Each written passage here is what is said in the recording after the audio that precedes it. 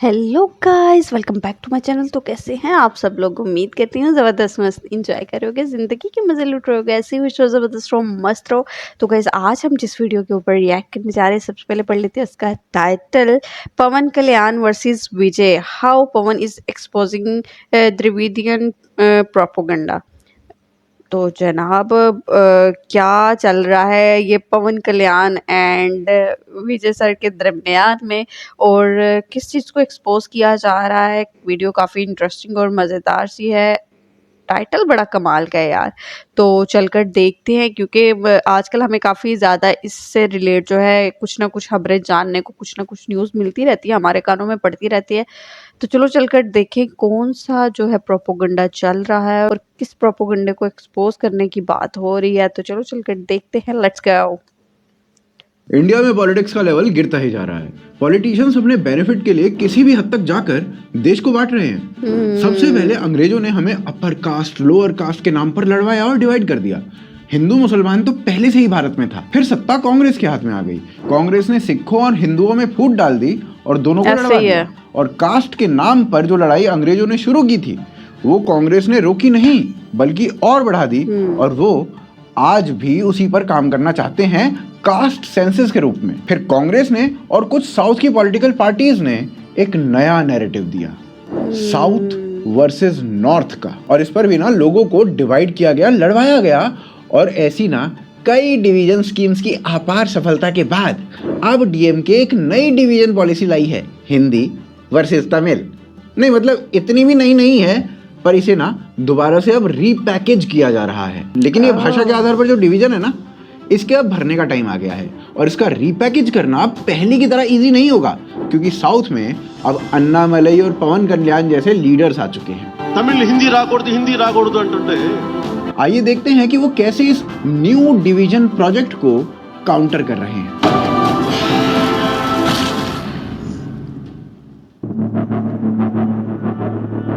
देखिए, भारत में ना इस समय न्यू एजुकेशन पॉलिसीज यानी कि एनईपी को इम्प्लीमेंट किया जा रहा है, जिसके चलते तमिलनाडु में इस समय बवाल कटा हुआ है।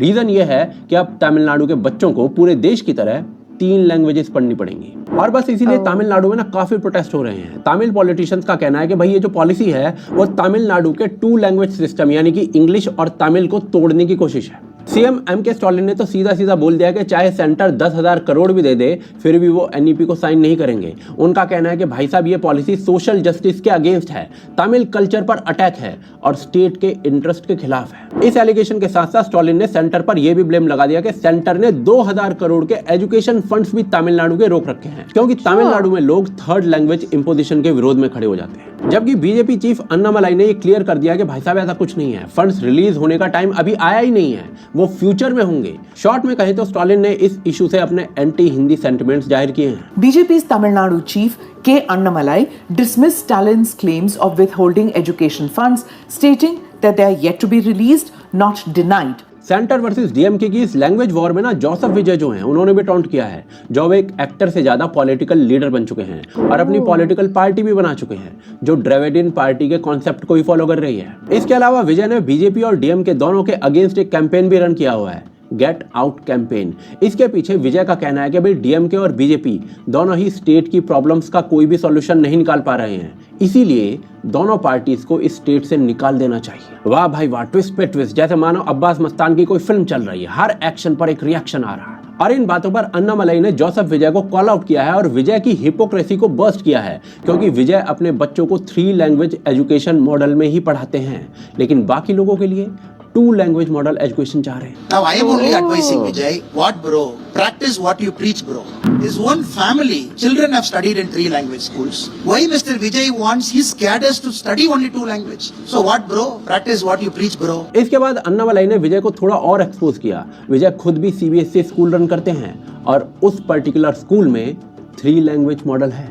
Now he runs a school, a CBSE school, Vijay Vidyashram, in which 3 languages, the 3rd language Hindi is taught. वापस से लैंग्वेज डिस्प्यूट की बात करें तो तमिलनाडु की पॉलिटिकल पार्टीज स्पेशली डीएमके यानी कि द्रविड़ मुनेत्र कड़गम इस इशू को लेकर काफी एग्रेसिव हो गई है। डीएमके के यूथ विंग ने ओपनली हिंदी इंपोजिशन के अगेंस्ट प्रोटेस्ट किया है, पर दूसरी तरफ जैसे ही अन्नामलई ने इस नैरेटिव को काउंटर किया है ना, वैसे ही साउथ के एक और बड़े नेशनलिस्ट लीडर यानी कि पवन कल्याण इस इशू पर बोलने लगे हैं। पवन कल्याण भाई साहब, जो कि एक बहुत बड़े एक्टर भी रहे हैं, वो बोल रहे हैं कि भाई पता नहीं ये लोग संस्कृत को बुरा भला क्यों बोलते हैं। तमिलनाडु के राजनेता हिंदी पर बकवास कैसे कर सकते हैं जब तमिल फिल्में हिंदी में डब करवा के ये लोग हिंदी से पैसा कमा रहे हैं। इन्हें पैसा तो चाहिए पर हिंदी के बिना। और ये विवाद ना आए दिन बढ़ता ही जा रहा है और इतना बढ़ चुका है कि तमिलनाडु की असेंबली में रुपए के सिंबल को बदल दिया गया है। पर इसी के साथ एक सवाल उठता है कि इस लैंग्वेज वॉर का ओरिजिन क्या है।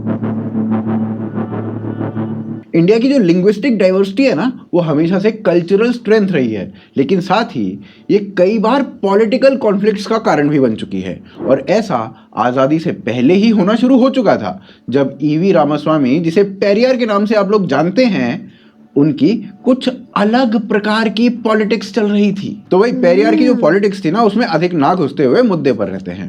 1937 में मद्रास प्रेसिडेंसी के स्कूल्स में ना हिंदी बढ़ाने का एक सुझाव आया। फिर ईवीआर ने इस सुझाव के उत्तर में एक एंटी हिंदी एजिटेशन आरंभ कर दिया, जो 1940 तक चला, मतलब 3 साल तक चला।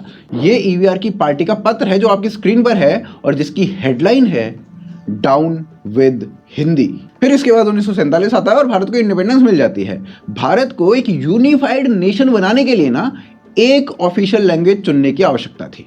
1950 में कॉन्स्टिट्यूएंट असेंबली में इस पर 3 दिन तक लगातार इंटेंस डिबेट चलती रही। डिबेट थी कि हिंदी को नेशनल लैंग्वेज बना दें या नहीं, या फिर ऑफिशियल या फिर सोल ऑफिशियल, क्या बनाएं। अंत में इस डिबेट का परिणाम यह निकलता है कि हिंदी को ना सोल ऑफिशियल लैंग्वेज यानी एकमात्र ऑफिशियल लैंग्वेज बना देना चाहिए।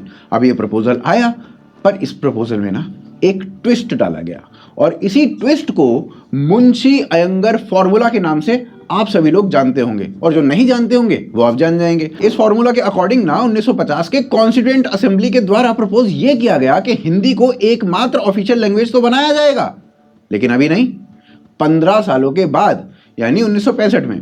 आइडिया था कि 15 सालों तक सभी लोग हिंदी में ऑफिस के कामकाज को करना सीख जाएंगे और तब इस आर्टिकल को यानी आर्टिकल 343 को इम्पोज कर दिया जाएगा। तो भाई 1950 में तो इसके ऊपर कोई प्रोटेस्ट या कोई हंगामा नहीं हुआ, लेकिन 1965 में तमिलनाडु में हिंदी के विरुद्ध ना जबरदस्त एजिटेशंस होने लगे। सेंट्रल गवर्नमेंट ने हिंदी को सोल ऑफिशियल लैंग्वेज बनाने की कोशिश की, यानी आर्टिकल 343 को इम्पोज करने की कोशिश की, जिससे पूरे तमिलनाडु में हिंसक प्रदर्शन होने शुरू हो गए। तमिलनाडु के लोगों को डर दिखाया गया कि हिंदी को प्रमोट करने से ना रीजनल लैंग्वेजेस और कल्चर्स को ना मार्जिनलाइज कर दिया जाएगा। ईवी रामास्वामी, जिसे पेरियार के नाम से जाना जाता है, वो इस एंटी हिंदी मूवमेंट के सबसे बड़े फेस बन गए। रामास्वामी का मानना था कि हिंदी और संस्कृत को ना प्रमोट करना ब्राह्मणिकल डोमिनेंस को बढ़ावा देने का एक तरीका है। पेरियर का आर्गुमेंट था कि हिंदी इंपोजिशन से ना द्रविडियन कल्चर को और आइडेंटिटी को दोनों को दबाने का प्रयास किया जाएगा। पेरियर की लीडरशिप में द्रविडियन कज़गम ने यानी डीके ने द्रविड़ नाडु नाम से एक सेपरेट कंट्री की मांग कर दी। उनका कहना था कि नॉर्थ इंडिया की कल्चरल और economic policies south of India के विरुद्ध हैं। हालांकि बाद में ये डिमांड ना कमजोर पड़ गई, लेकिन इसने रीजनल पॉलिटिक्स को और तमिल आइडेंटिटी को बहुत इन्फ्लुएंस कर दिया था। पेरियर की जो पार्टी थी डीके, वो अब डीएमके हो चुकी थी और डीएमके ने ये जो हिंदी के विरुद्ध प्रोटेस्ट हो रहे थे ना, इनको लीड किया। हजारों लोग सड़कों पर उतर आए और स्टूडेंट्स ने सेल्फ इमोलेशन तक कर लिया।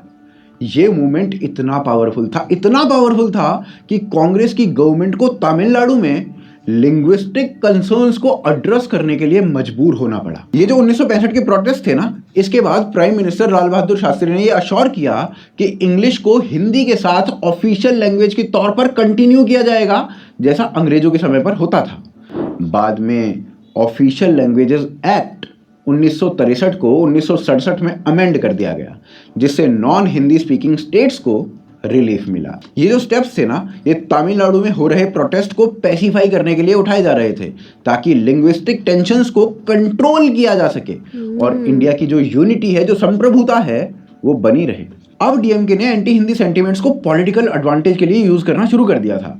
अब उन्होंने थ्योरी बिल्ड की कि हिंदी इंपोजिशन का मतलब है नॉर्थ इंडिया का साउथ इंडिया पर कल्चरल और इकोनॉमिक कंट्रोल। फिर 1967 में ना तमिलनाडु के स्टेट इलेक्शंस हुए और वहां पर डीएमके ने कांग्रेस को हरा दिया। ऐसा पहली बार हुआ था कि डीएमके कांग्रेस को हराकर पावर में आई थी।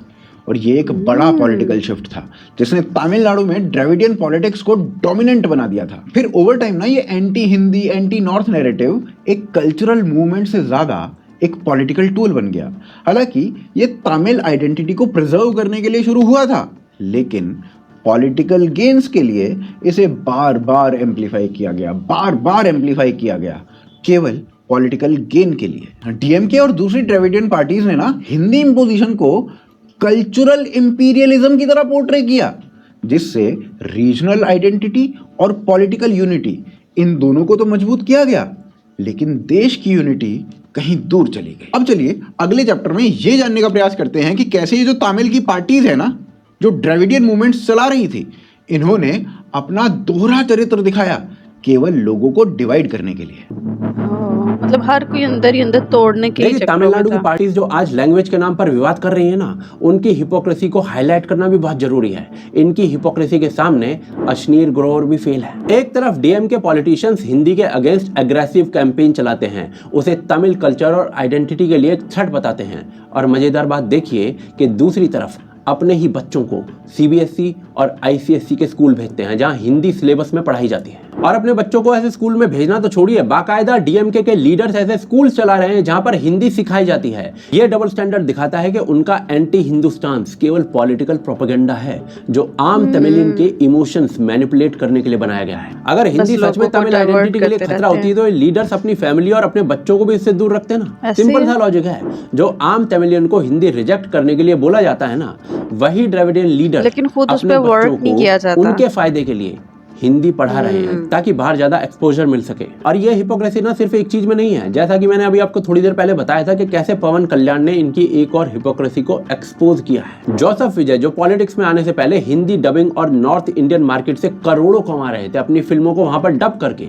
उन्होंने हिंदी बेल्ट से ना जाने कितने ही करोड़ों कमाए होंगे। उनकी मूवीज हिंदी स्पीकिंग स्टेट्स में मैसिवली प्रमोट होती थी और उन्होंने बॉलीवुड की पूरी मार्केट का पूरा फायदा उठाया। पर जैसे ये व्यक्ति तमिलनाडु की पॉलिटिक्स में आया ना, उसके लिए हिंदी एक विलन बन गई है। अगर सच में तमिल प्राइड भाई इतनी इंपॉर्टेंट थी तो पहले अपनी मूवीज को हिंदी में डब किया क्यों? पैसा कमाने के लिए। सिर्फ तमिल ओनली रिलीज क्यों नहीं रखा भाई? इसे अपॉर्चुनिस्ट होना कहते हैं। और विजय जो है ना सिर्फ एक एग्जांपल नहीं है। प्रकाश राज, कमल हसन जैसे लोगों का नाम लेंगे ना तो पूरी एक लिस्ट बन जाएगी। उन्होंने अपने ल्यूक्रेटिव करियर्स हिंदी ऑडियंस से ही बढ़ाए थे। ये एक्टर्स हिंदी में इंटरव्यू देते हैं, हिंदी ऑडियंस के लिए अपनी मूवीज को प्रमोट करते हैं और हिंदी से पैसा भी कमाते हैं, लेकिन जब तब खुद ही हिंदी बेल्ट को गाली देते रहते हैं। अगर हिंदी सच में तमिल कल्चर के लिए हार्मफुल होती तो ये एक्टर्स हिंदी फिल्मों में काम करने के लिए इतने डेस्परेट क्यों होते भाई? रियलिटी ये है कि पूरा एंटी हिंदी मूवमेंट सिर्फ एक पॉलिटिकल गेन्स के लिए क्रिएट किया गया है और ये 3 लैंग्वेज फॉर्मूला हिंदी को थोपता नहीं है। तमिलनाडु के लोग, तमिलनाडु के बच्चे यदि 3 लैंग्वेज के रूप में तमिल, इंग्लिश और तेलुगु को चूज करते हैं ना तो भी कोई दिक्कत नहीं है। इसे हिंदी इंपोजिशन नहीं कहते। और ये जो तमिल डीएम के सुप्रीमेसी वाले लोग जो है ना, इनका एक और मिसलीडिंग आर्गुमेंट ये है कि तमिल का संस्कृत से कोई भी लिंग्विस्टिक कनेक्शन नहीं है। इनके जैसे आईक्यू वाले लोग रहे ना तो वो दिन दूर नहीं है कि आलिया भट्ट को जीके के लिए अवार्ड दे दिया जाएगा। इनफैक्ट तमिल भाषा के लगभग 30% से अधिक शब्द संस्कृत से बताए जाते हैं जो आज भी कॉमनली यूज हो रहे हैं, जैसे कि गुरु, दीपम, अग्नि, मनुष्य, धर्म, कर्म। इनफैक्ट डीएमके के सबसे बड़े लीडर रहे करुणानिधि का नाम तक संस्कृत में है। करुणा और निधि दोनों संस्कृत के शब्द हैं। तमिल हाइम्स और रिलीजियस चैंट्स में संस्कृत फ्रेजेस का यूज होता है और ग्रामेटिकल स्ट्रक्चर में भी संस्कृत लिटरेरी ट्रेडिशंस का असर दिखता है। द्रविडियन लीडर्स जो ये कह देते हैं कि भाई तमिल और संस्कृत का कोई लेना देना नहीं है, वो इस फैक्ट को कन्वीनियंटली इग्नोर कर देते हैं कि तमिल और संस्कृत सेंचुरीज तक एक दूसरे के साथ इवॉल्व हुए हैं। और सबसे बड़ी हिपोक्रेसी यह है कि द्रविडियन पार्टीज की ये ऑपोजिशन जो है ना सिर्फ हिंदी के अगेंस्ट होती है, उर्दू और इंग्लिश के अगेंस्ट नहीं। तमिलनाडु में उर्दू के सरकारी स्कूल चलाए जा रहे हैं और इन स्कूलों में अगर स्टूडेंट तमिल नहीं पढ़ना चाह रहा ना तो उन्हें वो भी छूट दी जा रही है। इनफैक्ट 2015 में डीएमके ने प्रॉमिस किया था कि अगर वो सत्ता में आते हैं तो उर्दू को सरकारी स्कूलों में कंपलसरी कर देंगे। ये लोग कभी भी उर्दू या इंग्लिश के खिलाफ प्रोटेस्ट करते हुए नहीं दिखेंगे क्योंकि वो इनके एजेंडा में फिट नहीं होता है। यही Dravidian leaders Urdu culture, Urdu poetry और इवन उर्दू स्पीकिंग इवेंट्स में ओपनली दंडवत पाए जाते हैं। अगर ये सच में तमिल प्राइड की बात है ना तो ऑपोजिशन सिर्फ हिंदी तक लिमिटेड क्यों है बताइए? रियलिटी ये है कि डीएमके का anti Hindi stance Tamil identity को बचाने के लिए नहीं है, बल्कि तमिलनाडु को नेशनल मेन स्ट्रीम से अलग थलग रखने का है, काटने का है, जिससे उनकी पॉलिटिकल रेलेवेंस तमिलनाडु में बनी रहे, क्योंकि 150-200 साल की ये जो पॉलिटिक्स जब से शुरू हुई है ना, उसका रूट ही एंटी सनातन, एंटी हिंदी रहा है। ये एक केयरफुली क्राफ्टेड पॉलिटिकल स्ट्रैटेजी का हिस्सा है इन ड्रेविडियन पार्टीज के द्वारा, ताकि तमिलनाडु में बस इन्हीं का राज चलता रहे। जबकि इसी डीएमके के सबसे बड़े हिस्टोरिक लीडर ईवी रामास्वामी ने तमिल जैसी सुंदर भाषा के लिए अपशब्द कहे थे। தமிழே முட்டா பசங்க பாஷை, காட்டு மிராண்டி பாஷை நான் சொல்லும்போது குதிச்சாங்க எல்லா பயிலும். ஒரு பையன் முன்னால் வந்து பேச முடியலையே, என்ன இருக்கு தமிழ்ல கேட்டா பண்ணிக்கலாமே இருக்கிறோம். அவ்வளவுதான் அந்த பயிலால முடியுது. பண்ணி இருக்கிறத விட்டுட்டு ஏன் பண்ணிக்க போற முட்டாளே. When a man repeatedly says Tamil is a barbaric language, Katumirandi Bhashai, look at the hypocrisy. They keep his photo in every room. I'm sure even in the parliament office of that party, his photo is there. शायद इनकी सबसे बड़ी hypocrisy है, पर सवाल ये उठता है कि क्या इनके प्रोपेगेंडा का जवाब दिया जा सकता है? क्या इस हिपोक्रेसी वाले नेताओं को तमिलनाडु की सत्ता से बाहर फेंकना संभव है? आइए आगे देखते हैं। देखिए, इस बात में कोई शक नहीं है कि अनफॉर्चुनेटली तमिलनाडु की एक बड़ी पॉपुलेशन नॉर्थ साउथ को बांटने वाले इस प्रोपेगेंडा का शिकार हो चुकी है। इसका एक बड़ा रीजन ये है कि डीएमके, एआईएडीएमके और दूसरी रीजनल पार्टीज ने तमिलनाडु में डेकेड्स तक ऐसा ही नैरेटिव बिल्ड किया जो हिंदी को तमिल आइडेंटिटी के लिए एक थ्रेट के रूप में दिखाता था, और इसमें नॉर्थ इंडिया पूरा पिस जाता था। इसी वजह से ना आपको वहां अक्सर ऐसे वीडियोस मिल जाते हैं जहां नॉन तमिल स्पीकर्स के खिलाफ हैरेसमेंट या मारपीट हो रही होती है। ये दरअसल दिखाता है कि कुछ तमिलियंस के मन में नॉर्थ इंडिया और हिंदुइज्म के खिलाफ कितना जहर भर चुका है। डीएमके जैसे पार्टीज ने ना अपने आप को तमिल कल्चर का गार्डियन दिखाने की पूरी कोशिश की और पब्लिक सेंटिमेंट्स को अपने पॉलिटिकल गेन्स के लिए मैनिपुलेट किया। ये पार्टी ना लोगों को ये बिलीव करवाती रही है कि अगर तमिलनाडु मेन स्ट्रीम इंडिया से जुड़ जाएगा तो तमिल आइडेंटिटी खतरे में आ जाएगी। पर असल में इनका सिर्फ एक ही एजेंडा है, अपनी सत्ता बचाना। इन्हें पता है कि अगर तमिलनाडु का भारत के साथ डीपर इंटीग्रेशन हो जाता है तो जो इनकी पॉलिटिक्स है ना, जो सिर्फ रीजनलिज्म या एंटी नॉर्थ सेंटीमेंट पर टिकी हुई है, वो खत्म हो जाएगी। और इसी वजह से ये पार्टीज तमिलनाडु में एक जहरीला एनवायरनमेंट बना रही हैं। अभी परसों ही ना डीएमके के एक सीनियर लीडर ने कहा कि इंडियन कल्चर डिस्गस्टिंग है, वाहियात है। And in the language fight now, you've got a DMK minister mocking North Indians, saying that North culture is about having multiple spouses, and he's referred to North Indian culture as filthy, as disgusting, and he's also said that we'll cut off people's tongues if they dare to insult Tamil. This is one of the senior most DMK leaders, Duraimurugan, making this comment. लेकिन देखो भाई, चाहे हम माने या ना माने, ये जो जहर वाला फॉर्मूला है ना, ये तमिलनाडु में बहुत सक्सेसफुल रहा है और इसी कारण से ये पार्टीज इतने सालों से पावर में है। पर जैसे हर बुराई का अंत होता है, लगता है ये जो इनकी जहरीली पॉलिटिक्स है ना, इनका भी अंत धीरे धीरे निकट आ रहा है। पिछले कुछ सालों में ना एक ट्रेंड देखा गया है जिसमें साउथ में नेशनलिस्ट लीडर्स का राइज होता हुआ दिख रहा है, चाहे वो पवन कल्याण हो या फिर अन्नामलई। ये स्ट्रॉन्ग नेशनलिस्ट लीडर्स खुलेआम द्रविडियन पॉलिटिक्स के बनाए हुए नैरेटिव्स को चैलेंज कर रहे हैं और लोग भी इनसे कनेक्ट कर रहे हैं। आज इनकी सभाओं में डीएमके के बड़े बड़े नेताओं जितनी भीड़ आ रही है, जो कुछ साल पहले तक कोई इमेजिन भी नहीं कर सकता था। पहले अगर कोई तमिलियन द्रविडियन आइडियोलॉजी को छोड़कर किसी भी तरीके से नेशनलिज्म की ओर झुकता था तो डीएमके के गुंडे उसका तमिलनाडु में ना जीना दूभर कर देते थे। लेकिन लगता है कि अब तमिलनाडु के लोग जो इस जहरीली पॉलिटिक्स के शिकार नहीं बने थे, वो धीरे धीरे यूनाइट हो रहे हैं और इसके खिलाफ आवाज उठा रहे हैं। आज तमिलनाडु को एक ऐसी लीडरशिप की आवश्यकता है जो नेशनलिस्ट तमिलियंस की आवाज बने और स्टेट को आइडेंटिटी बेस्ड द्रविडियन पॉलिटिक्स के चंगल से बाहर निकाले। सबसे जरूरी यह है कि तमिलनाडु में सेल्फ अवेयरनेस बढ़ाई जाए और डेकेड से भरी हुई जो मिसअंडरस्टैंडिंग है, इसको दूर किया जाए। हाँ भाई, ये बात मैं जानता हूँ कि जो मैं बोल रहा हूँ वो कहना बहुत आसान है, लेकिन करना उतना ही मुश्किल है। पर अन्नामलई, पवन कल्याण जैसे जो लीडर्स है ना, अब कुछ लीडर्स आए हैं, उम्मीद की किरण निकलती हुई दिखाई देती है, जो डेकेड्स लॉन्ग ब्रेन वॉशिंग को ओपनली काउंटर कर रहे हैं। ये लीडर्स द्रविडियन पार्टीज के लैंग्वेज नैरेटिव को एक्सपोज कर रहे हैं, ये दिखाते हुए कि जो रूलिंग एलीट है उन्होंने कैसे खुद तो पैसा भी कमा लिया और पावर भी एक्युमुलेट कर ली, लेकिन जो आम तमिलियन है ना, उसको लिंग्विस्टिक शोविनिज्म के झमेले में डाल दिया। खुद ये लोग पूरे देश में अपनी मूवीज को प्रमोट करते हैं। अच्छा, हाँ, ये हिंदी में भी डब करके प्रमोट करते हैं। जो अपना बिजनेस एक्सपेंड करते हैं, इवन फॉरेन में भी अपने बिजनेस को खोल रहे हैं, पर आम तमिलियंस को कहते हैं कि वो ना अपने स्टेट तक सीमित रहें। कितनी बड़ी आयरनी है ये।